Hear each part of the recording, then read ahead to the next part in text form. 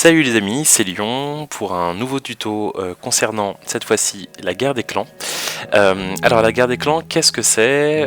C'est un mode de jeu dans lequel on se fait la guerre sur un plateau qui ressemble à celui que vous pouvez avoir en raid de clan, mais qui est beaucoup plus étendu et qui ici est en PVP puisque l'on se bat contre d'autres joueurs, mais également sur une partie PVE puisque sur le départ on débute en PVE.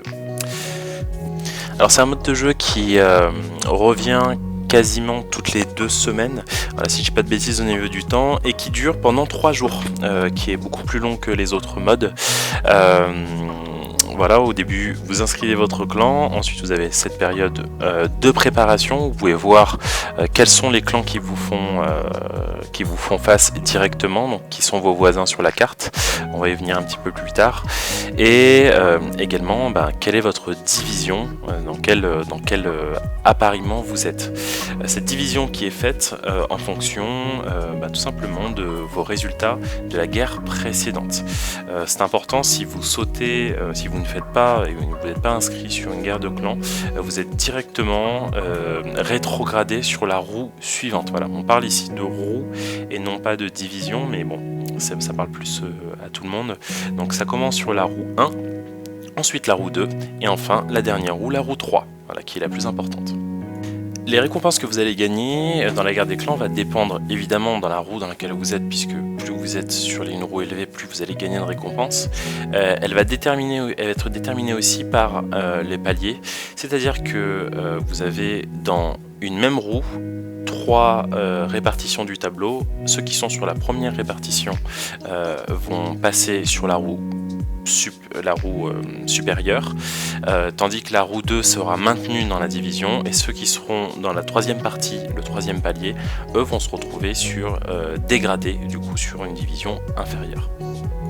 La deuxième partie de vos récompenses, par contre, seront de la même manière que pour les raids, une récompense collective pour le clan et ensuite une récompense individuelle en fonction du nombre de points que vous avez généré. D'accord, c'est vraiment très important. Donc plus vous avez marqué de points, plus vous allez être récompensé à la fin sur votre tableau score. Voilà, donc c'est à vous ici de vous prendre en main pour pouvoir faire le maximum de points. Juste un petit point qui est un petit peu différent, c'est que sur la roue 3, vous avez une récompense supérieure qui vous permet d'aller chercher via la boutique une récompense pour d'autres choses. Ici ça peut être des runes indigo en plus, ou le héros Kabuto qui est un tank de la faction des hauts elfes. Voilà pour la partie des récompenses. Alors maintenant, qu'est-ce que c'est que les points dans la guerre des clans? Les points ce sont sous forme de mana. Ici le but ça va être de générer un maximum de mana possible sur le plateau. Lorsque vous débutez la guerre des clans, vous vous retrouvez ici sur un plateau qui est totalement vierge, comme celui-ci, où vous avez votre île principale, qui est en fait votre générateur principal de mana. Si ce générateur-là est coupé des îles que vous avez, vous générez pas de mana, voilà, tout simplement. Donc plus qu'un jeu de Go en réalité, je dirais plus qu'on est sur une sorte de panneaux électriques qui sont reliés par les îles entre elles. Voilà, le but c'est de s'étendre au maximum sur ces parties-là. Du coup, les premières îles que vous allez attaquer au départ seront des îles neutres qui sont défendues par des personnages non joueurs, donc c'est bien du PVE sur cette partie-là. Et plus vous allez monter sur le haut du plateau, plus les combats seront difficiles. Donc voilà, selon votre niveau, au tout départ, je vous conseille plutôt d'aller chercher des îles qui sont pas trop hautes afin de pouvoir terminer ces combats-là. Donc pour ça, rien de plus facile, vous remportez votre combat, vous gagnez l'île. L'île en question vous donne instantanément du mana, et les héros que vous placez dessus en défense vont vous donner également un taux de mana. D'accord ? Plus le héros est fort, plus votre taux de mana est important. Évidemment, encore une fois, ça dépend du niveau de l'île que vous allez conquérir. Une île plus forte va vous donner plus de mana à héros égaux, c'est-à-dire que si vous avez la même équipe en fonction de l'île que vous allez conquérir, vous n'aurez pas exactement le même taux de mana. Ça c'est important. En revanche, un autre point qui est très important, ça va être la gestion de vos héros sur la guerre des clans, puisque vous ne pouvez pas utiliser une seule équipe pour faire l'ensemble du plateau. Ça marche pas comme ça sur la guerre des clans, il va falloir gérer l'ensemble de ces héros. Parce que sur chaque combat que vous allez faire et que sur chaque héros que vous allez utiliser en combat, votre héros va devenir indisponible pendant 12 heures. Voilà, donc ça c'est vraiment hyper important pour ça. Vous pouvez réutiliser un héros en utilisant, comme vous pouvez le voir, des récompenses que vous avez gagnées dans les raids de clan, qui sont les parchemins. Voilà, ces parchemins-là vous permettent de rappeler un héros pour pouvoir le réutiliser de nouveau.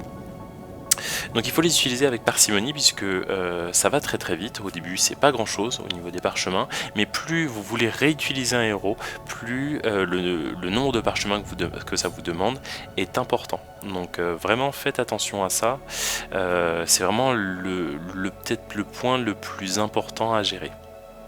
Sur le plan personnel, j'entends. Maintenant il existe aussi sur le plateau une île particulière qui est une île de puits de mana.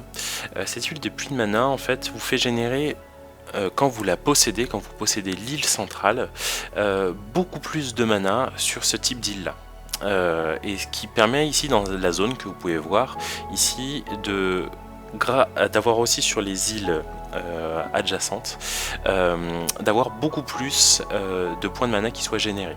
Par contre si c'est l'ennemi qui possède cette île là, vous allez subir un malus sur les îles qui sont dans la zone de la pluie de mana. Voilà. Donc c'est assez important de contrôler ces îles là puisqu'elles sont stratégiques, hein. Elles en donnent beaucoup plus et du coup elles génèrent plus de mana avec les héros que vous pouvez avoir. Donc concrètement en fait si vous devez placer des héros en défense, il faut surtout les placer sur ces îles-là, et il faut surtout placer les héros les plus forts que vous avez sur ces îles-là pour pouvoir les défendre. Voilà, ça c'est vraiment important aussi par rapport à ça. Voilà, du coup pour en revenir au plateau de jeu, ce qu'il faut se dire c'est que les îles neutres, évidemment, plus on possède d'îles, mieux c'est. Ça c'est certain. Par contre, les îles neutres ont un avantage, c'est qu'elles créent une défense naturelle. C'est-à-dire que quand vous souhaitez vous étendre très très loin, le fait d'attaquer ces îles-là derrière, si vous ne laissez aucune défense dessus, ils seront défendus. Ces îles-là seront défendues par des PNJ, personnages non joueurs, de niveau 1. Donc qui sont prenables finalement par des héros de niveau 20 qui ont 2 étoiles. Voilà. Et un seul héros tout seul pourra défaire une équipe entière de personnages de niveau 1. Donc parfois il est préférable de ne pas prendre certaines îles à l'est et à l'ouest notamment neutres pour laisser une défense naturelle ici face à des assaillants des autres équipes qui pourraient les prendre très facilement en allant juste avec quelques héros très très faibles ici enlever et déconnecter certaines îles. Voilà, ça c'est un petit point important, mais stratégiquement ça peut faire une vraie différence. Donc des fois il vaut mieux laisser une sorte de territoire neutre entre un adversaire et vous-même pour faire en sorte qu'il ne puisse pas vous attaquer trop facilement. Sinon pour lui ça peut être très simple, hein. Si vous avez une défense sur vos frontières qui est avec des héros très faibles, du coup ça va être beaucoup plus simple à prendre qu'une défense neutre avec des héros de niveau 60 pour tous. Alors voilà, maintenant on va voir des exemples plus concrets de comment prendre une île et comment ici attaquer plus efficacement son adversaire et parfois autrement que par la simple force brute, voilà, pour pouvoir déconnecter une île. Donc ici comme vous pouvez le voir, donc les îles qui ont notre drapeau ici, le drapeau de Lyon, sont nos îles à nous qui ont été capturées et les îles des adversaires sont capturées par l'icône Azariel. Par exemple ici, si vous regardez ce qu'a fait l'ennemi, c'est qu'il a coupé une partie de nos îles, de l'île principale. C'est-à-dire qu'ici elles ne sont pas contrôlées, d'accord, par eux. Du coup, les îles qui sont à l'ouest de notre camp, ici, ne rapportent plus aucune mana, ne génèrent plus d'électricité ici sur ces parties-là. Donc du coup, ce qu'il faut, c'est simplement aller reconquérir un territoire des Azariel à l'est pour pouvoir reconnecter l'ensemble de ces îles-là, qui sont aujourd'hui perdues avec le symbole d'étoile que je vous ai placé ici, sur cette partie-là. En revanche, on a fait exactement la même chose de l'autre côté. Si vous pouvez voir au nord-est, ici, on a entouré les îles des Azariel, et du coup ces îles-là sont, de la même manière que les autres, sont déconnectées ici de notre adversaire, et du coup ne génèrent également pas de mana pour eux. Voilà. Donc ça aussi c'est important, ici c'est une autre manière de pouvoir tourner, transformer des îles, gérer son territoire. C'est pour ça qu'ici je parle de jeu de Go pour ceux qui connaissent, puisque du coup c'est le même principe. Si vous isolez en fait des territoires, finalement vous allez les capturer, ils deviennent les vôtres. Voilà. Alors là c'est pas exactement le cas, ils ne deviennent pas les nôtres, mais en tout cas ils repassent neutres et ne génèrent plus de mana pour l'autre, pour l'adversaire. Donc voilà, c'est quand même très très positif. Voilà, pour vous montrer un autre exemple un peu plus concret de ce qu'on a réussi à faire sur la dernière guerre de clan. Ici on est parti attaquer à l'est de notre position sur un territoire ennemi. Et en fait on a réussi à complètement encadrer et entourer son territoire pour qu'il ne génère plus aucune mana. Là c'est vraiment la coupure de courant complète, hein. Pour lui du coup c'est la cata, enfin en tout cas pour ce clan là c'est la cata, puisque du coup il n'a plus aucun moyen de pouvoir générer du mana, à part pour son unique île qui est au sud de sa position, qui est restante. Voilà, c'est la dernière qui leur permet de le faire, mais ici, s'il ne libère pas ses territoires dans les 8 heures, il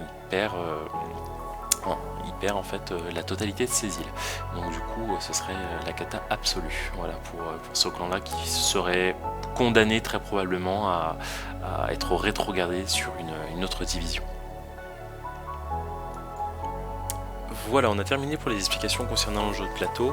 Maintenant, pour aller un petit peu plus loin, ce que vous pouvez voir au-dessus de cette partie-là, c'est le nombre d'îles qui ont été capturées, le nombre de mana total que vous avez, mais surtout la génération de mana que vous avez par minute, qui est affichée en violet. Et de l'autre côté, vous avez le nombre d'attaques que vous pouvez effectuer sur les îles. Vous êtes limité en termes d'attaque. Donc voilà, il y a plein de limites différentes dans la guerre des clans, il y a plein de choses à gérer, donc voilà, il faut vraiment faire très attention. Et quand on est un petit peu perdu au tout départ, la bonne nouvelle c'est que vous n'avez pas besoin forcément de Discord pour pouvoir fonctionner, puisque les officiers et le chef de clan peuvent vous indiquer sur la carte les points à attaquer et les points à défendre. Voilà, il y aura des petites icônes ici sur les îles en fonction, donc pensez bien quand votre clan l'utilise à utiliser ces points là, qui sont vraiment une très belle chose faite par Playcott pour l'organisation, même l'organisation sans micro, et pour avoir quelque chose d'un petit peu rapide sans avoir forcément à vouloir se connecter sur un chat vocal. Voilà, donc vous avez des icônes pour attaquer, des icônes pour défendre et des icônes pour ne pas attaquer aussi, voilà, ce qui est très important. Dernier petit point et j'en aurai terminé, au niveau des îles neutres, vous avez un petit code couleur qui est très simple. Quand vous avez une île qui a un petit bouclier vert, ça veut dire que c'est une île qui est facile à attaquer par rapport aux héros que vous avez actuellement, d'accord. Si c'est orange, ça va être compliqué puisque c'est du même niveau que vous, et si c'est en rouge, c'est que ça va être très difficile, donc vous aurez sûrement besoin d'utiliser des parchemins. Voilà, du coup en résumé, il faut bien gérer en fait la plupart des choses qu'on a, que ce soit l'énergie, les parchemins, les héros que vous utilisez et l'endroit où vous les placez également. Voilà, une fois que vous avez compris tout ça, de toute façon il faut toujours en faire au moins une première pour bien comprendre, du coup vous aurez plus de chances de réussir votre guerre de clan. Voilà, en dehors du fait de bien suivre les indications de son GM.